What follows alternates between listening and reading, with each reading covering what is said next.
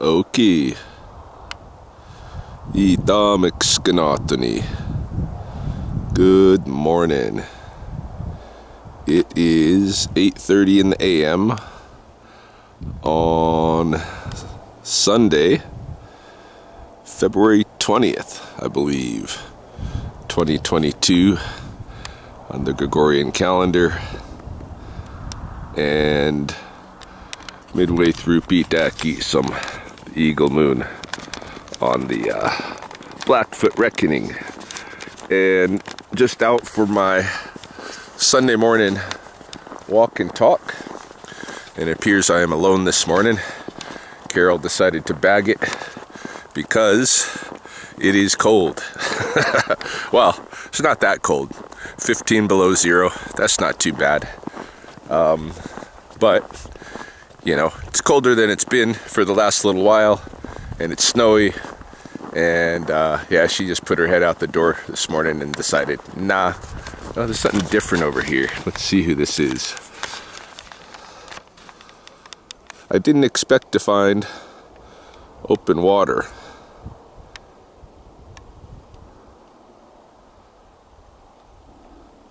Is this mallards bathing? Yeah. Mixikatsiks. Yeah, I didn't expect there to be any open water this morning here at the pond. Certainly not a stretch that size. And it's cool to see. Kind of starts over at the Beaver Lodge, where they've kept that bit of open water most of the winter. And stretches quite a ways. The flotilla of winter beaver food looks like it has departed. I don't know, we'll take a closer look up here at the lodge, but with my one good eye, I am not seeing that flotilla. And it's probably, but I'm not even seeing where it floated away to, so maybe I'm wrong. We'll see when we get up here.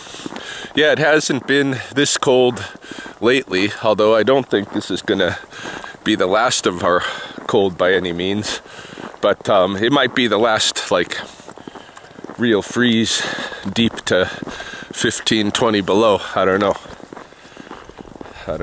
but if this weren't the eagle moon, if this was a year with a kind of a leap year moon, this would be called Samitsuki, the deceptive moon. It's deceptive not only in when does it come in each year, or each somewhere in a 4-year time slot. It's not predictable in that sense, but it's also, people relate that Samitsi unpredictability to the weather, hey, that we have this time of year as well. Well, I think most of it just sank. Here's the Beaver Lodge. I'll zoom in. You can see there's the food cache area. I think most of the flotilla just sank. Sometimes it sticks around a little bit, lodges up against something, and a goose will use that flotilla as a nesting island. But I'm betting almost 100% a goose couple is going to nest right on top of the Beaver Lodge that's in the middle of the pond this year. Just watch. And then we'll have probably one nest out this way where there's some cattails, and then maybe 3 or 4 nests in the wide south pool. Yeah, it's looking very nice this morning. Take a little walk.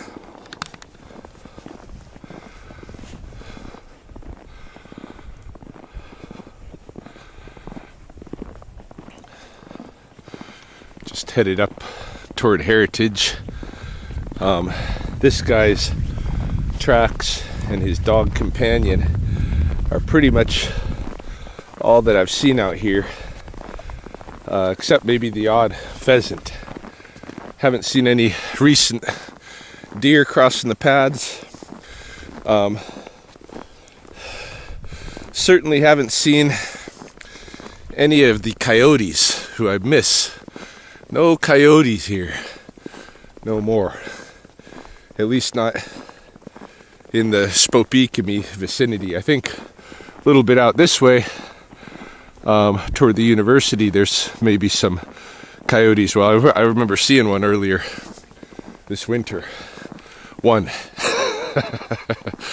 But, you know, I've got recordings from right here, from like right here, or right, you know, below me by the river bottom.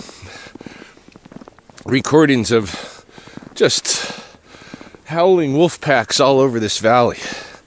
That was only, you know, not even 5 years ago, maybe. There was a cull. There was a deliberate killing of the coyotes here. They'll bounce back, but in the meantime, you know, their presence is missed. Yeah, I figured I'd get myself a little bit of exercise this morning. Go all the way up to the rim, come all the way down the muff.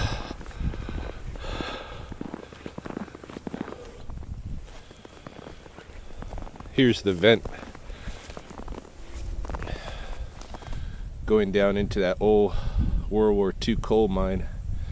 I was curious whether it would be steaming this morning because of the temperature, and it kind of is. From a little distance you can see the steam coming off, but right up close you don't really see it so much. Yeah.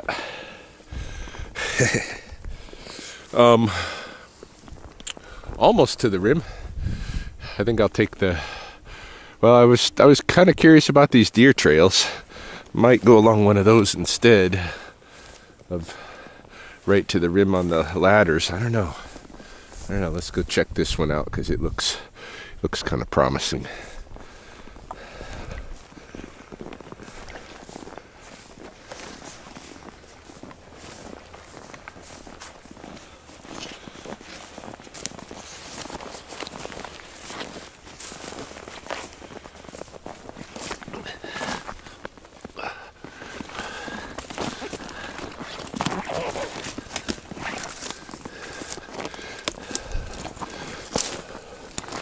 I don't know how the deer navigate through these things so silently, so easily.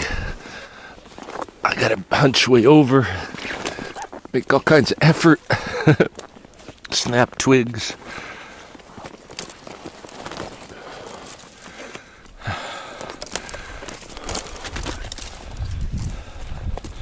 It's like an area where the dirt bike guys been digging, building different stuff. Yeah, they kind of take these deer trails and hone them into bike trails. Yeah, here's a jump right here. Coming right down off that slope.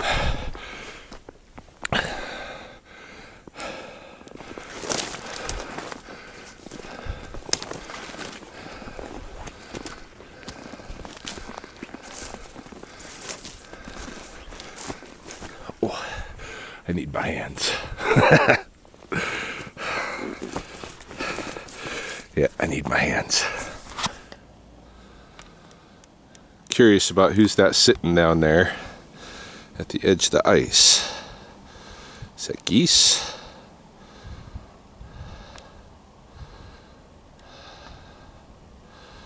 I think it's geese. Yeah, speaking of hands, give you a little update here on the condition of my hand. Where is it? Ta-da! The broken hand. Its current condition. This is holding it out. My fingers are a little bit shaky at the ends. Trying to, you know, the wrist is nice, flexible now. This first joint, still to try to get these 4 fingers to 90 degrees. There's pain and it's just not coming up fully straightened to try to make a fist. It's getting there, but it's still quite loose on this side, you know. Still a lot of swelling. I can't, when I put my, can I move individual fingers up and down? You know, it's hard for me to lift them off the table if I got them laid on the table. So that's the current state of things. We'll see how it progresses along. I'm hoping to get much more of my hand use back, but I think there'll be a little bit of disability there continually. Anyway, on with this deer trail. It's giving me a nice view. Talk about views. This is what you get when you come up over the ridge. It just opens up like this. And down here, a little coulee draw that is more or less hidden. It's not the same draw as the muff, one more over. So if I was an animal that didn't want to be seen by people out here, this would be the draw, one of the draws that I would come hang out in, you know. But pretty quiet here this morning.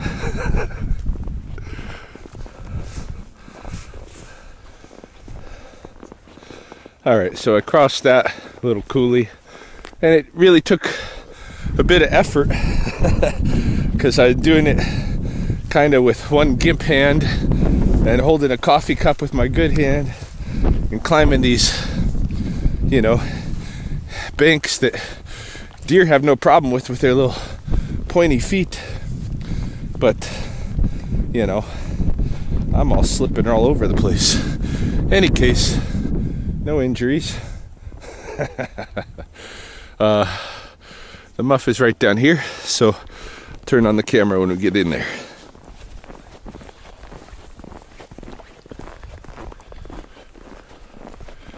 Pretty much just pheasant sign so far. But you never know who you'll find in the muff. It's a good place for owls to hunt.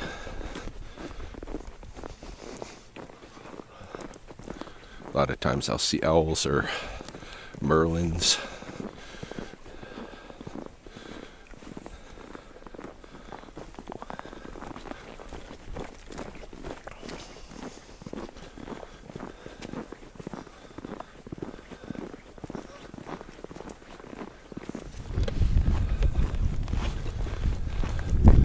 Yeah, well, no raptors in the muff this morning.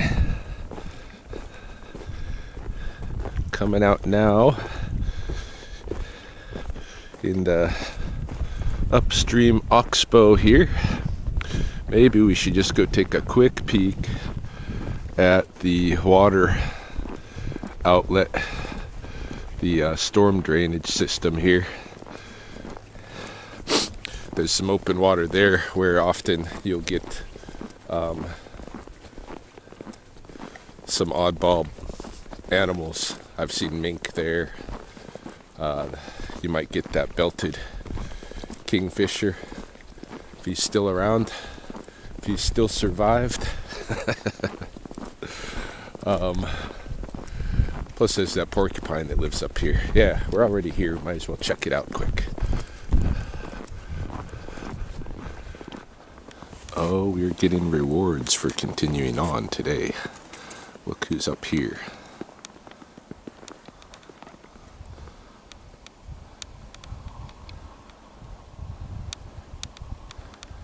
That is a big old bald eagle in that tree. Try to get a closer look. By this time I'm sure it's noticed me noticing him, and it might not, him or her I should say, and they might not just hang still. But yeah, they're sitting overlooking that waterway that I'm talking about, where you get the, it's always open water flowing there, and you get animals.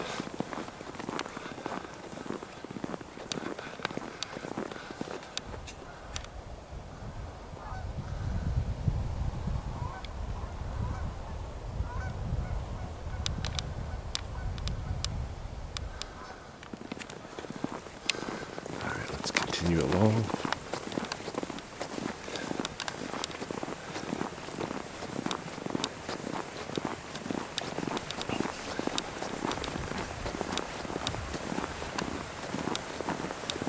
Ah, yes.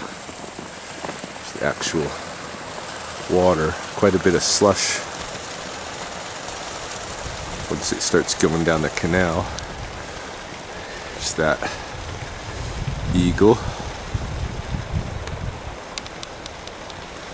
Let's take a little look down the canal ourselves in the eagle's direction and see. I'm worried about my video recorder because these Sonys do not handle cold weather well.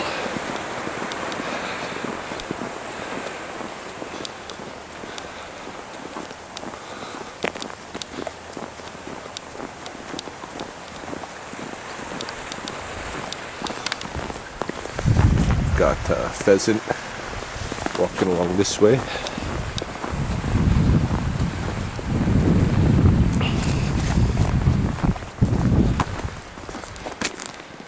Oh yeah, there's open water there.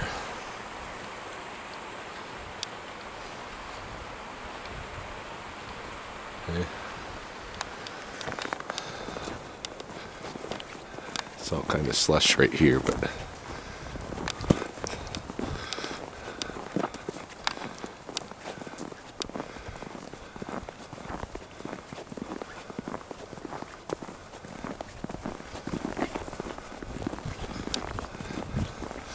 alright, at a certain point here, this eagle's gonna want to fuck off, so, and I don't really want that to happen. I don't want to totally make him go find somewhere else to hang. Where'd he go? Oh, he's still up there, hey?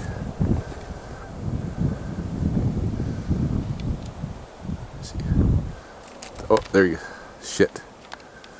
He's off. I messed up. Too close, like I was saying. Dang. Alright, well, let's just take a look at the water here. Now that the eagle's gone. Shoot. That's what I was going to try to avoid.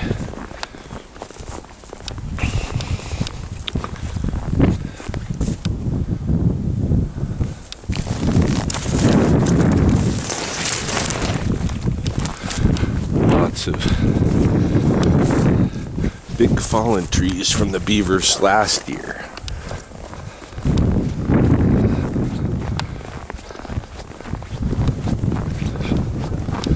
Oh yeah, we got a pair of geese.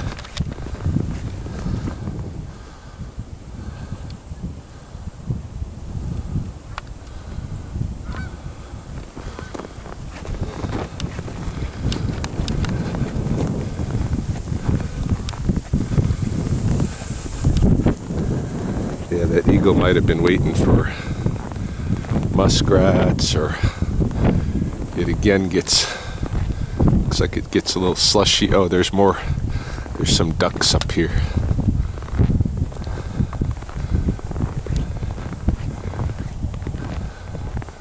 Or is this all geese?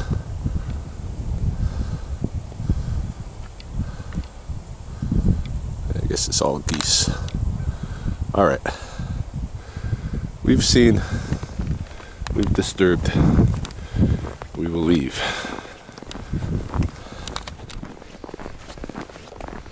Alright, here, finally, is a coyote.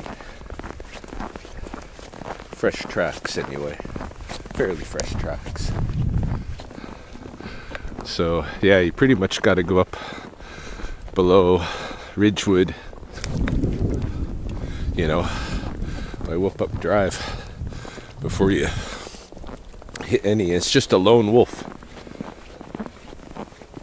Probably same one I saw, you know, earlier in the winter.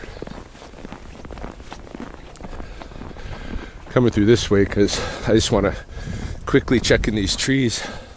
This is where Britt and I saw that one young owl maybe a month or so ago. And I don't know if it's stuck around I'm going to take a quick scan in the trees here. I can see nests here and there that might work as owl nests. So just a quick look around. If I see anything, I'll show you.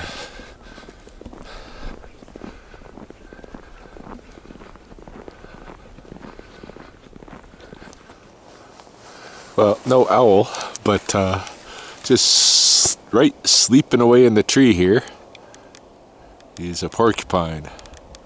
It's nestled against the trunk.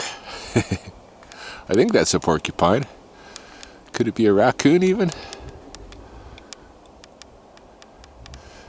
Yeah, it looks pretty furry. Let me see if I can get a different angle. Wonder if that's even a raccoon instead of I'm dropping a glove. Can't be losing gloves. Let's see from another angle.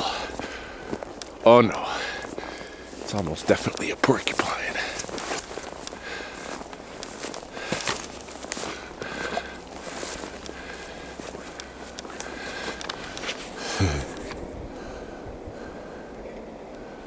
Where is he there?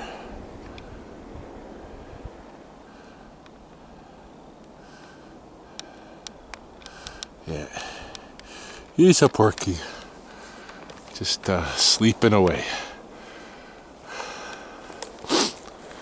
On I go. I spoke too soon about the no owl thing. Here's our porcupine in the tree here, and just by him,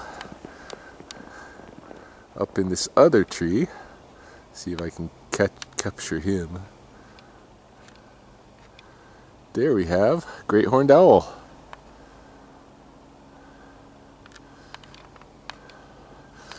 Same one Britt and I saw in the same place.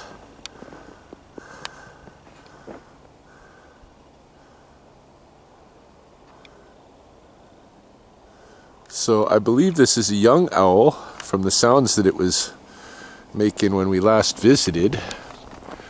I don't suspect he's got a mate, he or she. Again, I always go with the he with certain animals, and the she's. Animals are something that we have been trained by Disney to gender different ways. In Blackfoot they have genders too.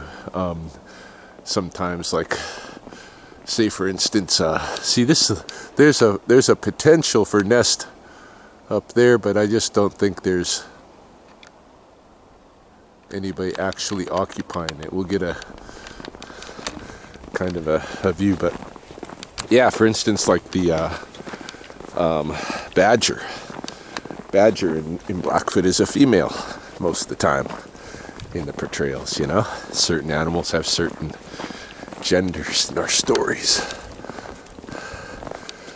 but in real life that's probably, well, if it had a partner, it would be a male, because his partner would probably be sitting on eggs right now. I don't think there's anybody in this nest up here, not that I can see on my little display anyway. So I think this owl is alone, or I just haven't seen the nest that he belongs to. But very cool to know he's still right there. So I'll return again and in a week or two and see if he's sticking around. I'm sure he will. Maybe I'll give it a few weeks. Anywho, I'm gonna start hustling back now. Britt's gonna wonder, why is he taking so long? I normally don't come out all this way, but since Carol wasn't with me today, I decided to stretch my legs.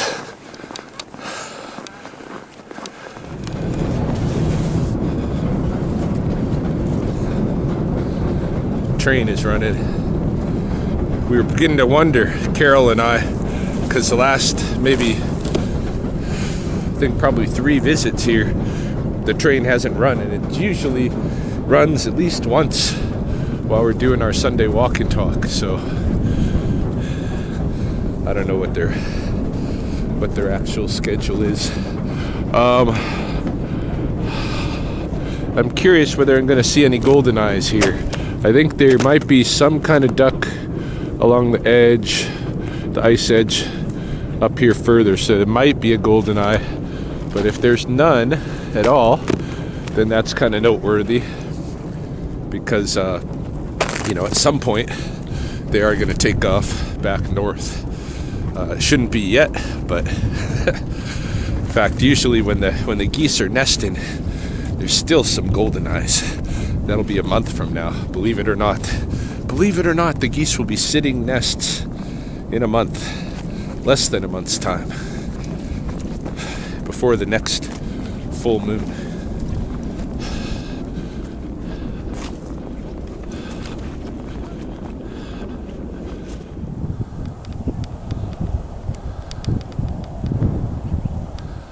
Ah yes, still a goldeneye.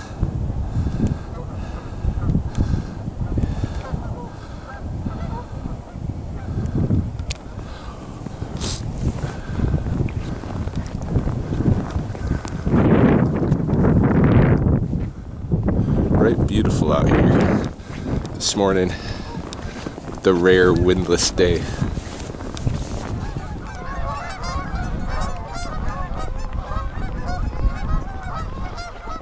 Some of the geese departing the river. Don't know if they were frightened by me or what.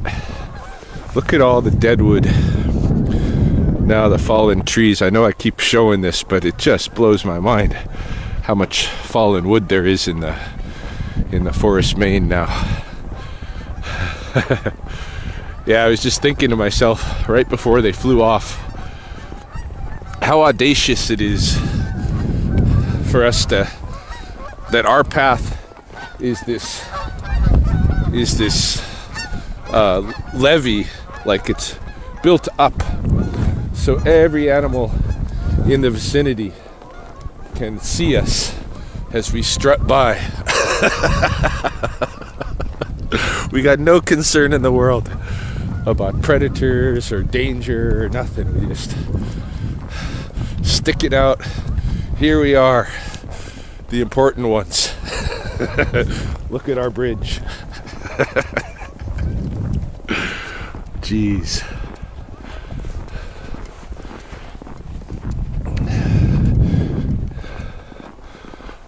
I think probably all of these trees with the strip bark on the bottom are going to end up falling. If not this year, the next. Most of them already have.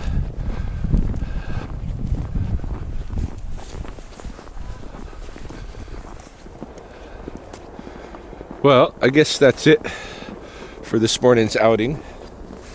Not seeing too much else, and I'm ready to head home at this point. But just as a reminder, if you live in Lethbridge, you can participate in these Sunday morning walking talks with me. I enjoy cash donations for the efforts, and when you're out here, I'll teach you a lot more than what I just share on these videos. But in any case, like Carol pays me $20 a week, and she's been coming for years. I have a lot of online students, some of whom will come join, and that's another thing. I still have my online phenology class running year-round. If you want to engage with your local environment, learn more about it,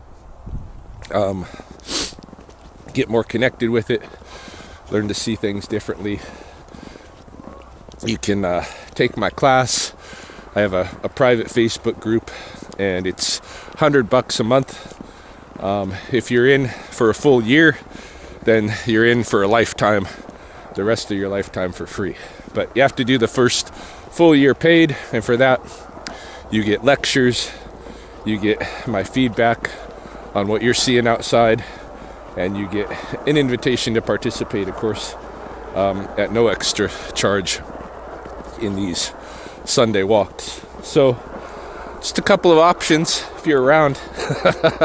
I need to put it on a pamphlet or something and stick it in the nature center and see if I can drum up some interest in people coming with me on these walks. I always do them, and I'm always going to do them. 8:30 a.m. Sunday, almost always here at Elizabeth Hall Wetlands.